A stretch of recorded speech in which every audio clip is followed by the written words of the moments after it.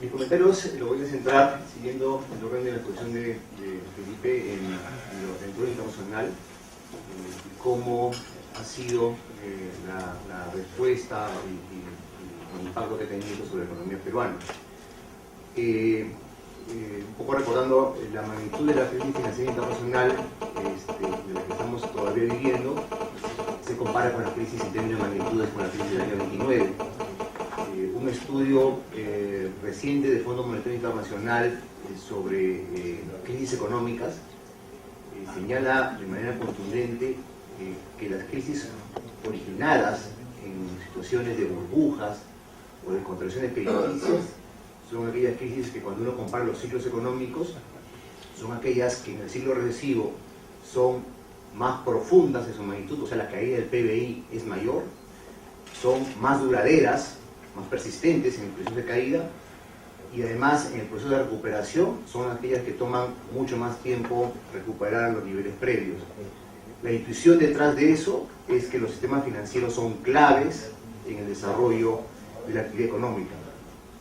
Se dice que es la sangre que permite al circuito económico poder operar, y es por eso que digamos, cuando ocurren las crisis en este tipo de ámbitos, es por eso que digamos que pegan tan fuertes.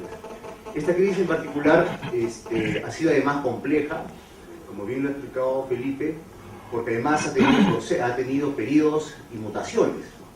En una primera etapa de la crisis eran los gobiernos los que tenían preocupación por los bancos comerciales y bancos de inversión. Hoy en día son, pensando en Europa, son los bancos los que están preocupados de los gobiernos, porque son los bancos ahora que tienen en sus portafolios bonos soberanos de Grecia, España, Portugal, etc. Entonces es una crisis bastante compleja y como resultado de ella, por supuesto, hoy en día hay un amplio debate sobre qué cosa se debe hacer hacia el futuro en términos de lo que es el ámbito de la política monetaria, en términos de una palabra que se ha puesto bastante en moda, el tema macroprudencial, porque lo que acá en esta crisis ha quedado claramente establecido es que hay un vacío que no ha sido cubierto ni por los bancos centrales ni por los supervisores bancarios, ¿no? Y en parte es una de las explicaciones que se da a este problema serio que ha habido en los países desarrollados en cuanto a su solidez de su sistema financiero. Nosotros siempre había la frase que decía que cuando Estados Unidos tenía una ligera fiebre o tosía, América Latina sufría una neumonía. Hoy en día lo que ha pasado es que Estados Unidos ha tenido una neumonía y, viendo las cifras que hemos pasado comparado con otros episodios y dada la magnitud de la crisis, la economía ha resistido bastante bien este episodio. Y en mi opinión, un punto clave para entender el por qué ha ocurrido eso es porque en el punto más crítico de la crisis, que fue el periodo septiembre-octubre de 2008, cuando se da la quiebra de Lehman Brothers, uno de los 5 bancos de inversión más grandes en el mundo, y que hubiera un pánico generalizado a nivel mundial, en donde se ponía en duda la solvencia, algo que si alguien nos hubiera contado 4 o 5 años atrás, ni siquiera lo hubiéramos querido. De repente un libro de ciencia ficción, de que los bancos de inversión tuvieron que, los grandes bancos y las grandes entidades financieras, como AIG, todas las grandes entidades financieras tuvieron necesidad de apoyos fiscales o monetarios de manera masiva, no lo hubiéramos pensado. Y yo creo que entonces la clave fue que se evitó que la contracción crediticia internacional que hubo en ese momento, creo que se evitó que en el Perú se contagiara. Yo creo que ese es un aspecto clave para entender un poco ese proceso, y te voy a tratar un poquito de desarrollar mejor esta idea, ¿no? Decíamos en primer lugar que esta crisis ha venido mutando. Si recordemos con mayor claridad cuando más o menos comienza esta crisis, recordemos justo el mismo día del terremoto de Ica, hay el rumor de que Countrywide, que es la entidad hipotecaria privada más grande de Estados Unidos, había rumores de problemas de insolvencia, ¿no? Ese día, los mercados locales, se vio la primera vez que hubo un pequeño aumento del riesgo país. Típicamente acá cuando hay ciertos temores, lo vemos en el mercado forward de dólares, hubo una pequeña presión. Y de ahí hubo un periodo donde la respuesta convencional de la Reserva Federal era bajar rápidamente sus tasas de interés. Es un periodo agosto 2007, antes de Lehman Brothers, agosto 2008, en donde se da el fenómeno que se llamaba en ese momento de desacoplamiento, en donde se tenía una economía de Estados Unidos y de Europa golpeada y el resto del mundo todavía creciendo. En ese momento todavía se pensaba que la economía mundial todavía podía operar, a pesar que uno de los motores principales, que era la economía de Estados Unidos, estaba sufriendo con problemas.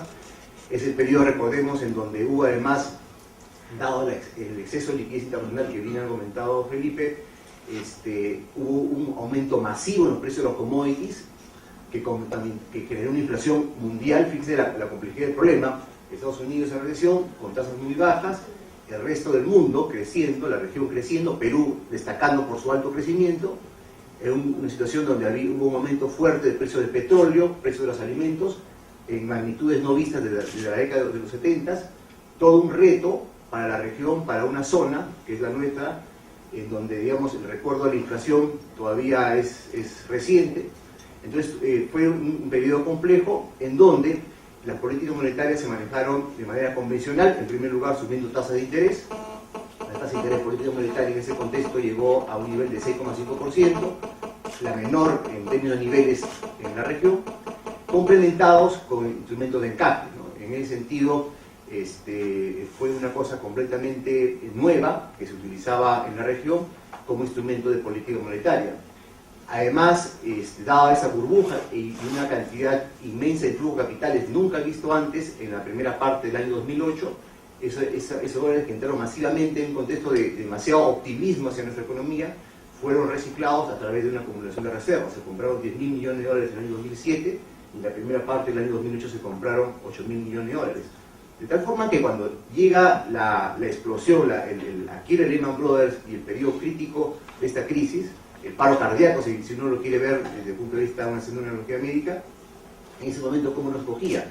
Nos cogía con unas reservas internacionales de 37.000 millones de dólares, para tener una idea de magnitud de lo que estamos hablando. En 2006 eran 14.000 millones, habíamos más que duplicado la cantidad de reservas internacionales, y felizmente habíamos tenido años con superávit fiscal, lo cual también daba un espacio fiscal. Esta situación, y acá es el punto importante, ha sido inédita en nuestra historia económica. O sea, hemos podido responder bien a la magnitud de esta crisis internacional por la situación inicial fiscal y monetaria con la cual nos coge esta crisis. A veces cuando se habla de política monetaria se da referencia y a veces se piensa que con un botón rápidamente los mercados siguen al Banco Central. Eso no siempre es cierto, y menos aún cuando hay situaciones de pánico y de crisis financiera. Haciendo otra vez, abusando de las analogías, es como si estamos hablando que uno está conduciendo un automóvil, uno sabe cuándo poner primera y segunda, pero ¿qué pasa cuando el motor está fallando o cuando la llanta no funciona? Lo que hay que hacer rápidamente ahí es repararlo. Técnicamente y más formalmente hablando, lo que hay que tener cuidado es, desde el punto de vista de los bancos centrales, proteger los mecanismos de transmisión de la política monetaria, lo que hoy día, por ejemplo, está hablando el presidente del Banco Central Europeo. ¿Por qué está comprando bonos soberanos? El argumento que da el Banco Central Europeo es para justamente evitar una crisis financiera mayor que anule completamente la capacidad de ejecutar la política monetaria. Entonces, en ese periodo, básicamente lo que era un periodo, recordemos entonces, crisis financiera internacional, inflación todavía alta, expectativas de inflación todavía altas, y en esa circunstancia la reacción masiva del Banco Central fue proveer liquidez.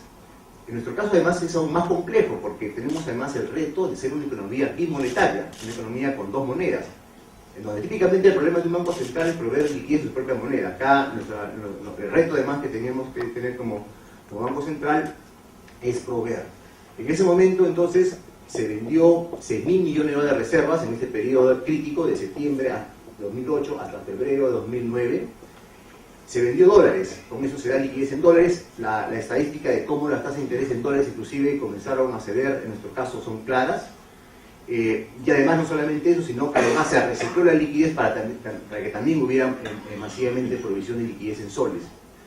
Y de ahí ya, digamos, viene lo más, nuevamente, el carro otra vez operando, se puede otra vez, digamos, coger el timón y poner, digamos, rápidamente bajar la tasa de interés de referencia. Entonces, lo que vemos entonces es ahora una recuperación importante que se está viendo. Coincido con Felipe en que hay retos importantes hacia adelante. Todo esto que estoy describiendo de la política monetaria era de repente impensable implementarlos años atrás. El tema de la evolución de la política monetaria, en mi opinión, tiene que ver con decisiones que se tomaron mucho tiempo atrás y toda una evolución en donde había una mejora de la política monetaria. La forma en que uno diseña la macroeconomía me parece que son fundamentales para el crecimiento de un país. Hace 20 años, tranquilamente el Perú, por ejemplo, pudo haber optado por una junta de convertibilidad. Cuando, por ejemplo, Perú y Argentina tuvimos a la misma vez el proceso inflacionario, ellos optaron por una junta de convertibilidad, que en ese momento les dio resultados de corto plazo muy rápidos. En el Perú se apostó por el camino largo de formar reputación en la propia moneda, formar reputación en la política monetaria. Eso toma tiempo, ganar reputación. Tomó 10 años a la economía peruana y a la política monetaria reducir la inflación, llegar a inflaciones en niveles internacionales, comenzar a desarrollar después, por tanto, mercados financieros en moneda nacional, tener credibilidad y que los mercados sigan tasa de interés de referencia. Ha sido un proceso largo, no es algo que se consigue de la noche a la mañana. Y esos beneficios de este largo proceso creo que se han visto reflejados en este momento particular de crisis financiera internacional. Eso creo que son mis comentarios y nuevamente muchas gracias por la invitación.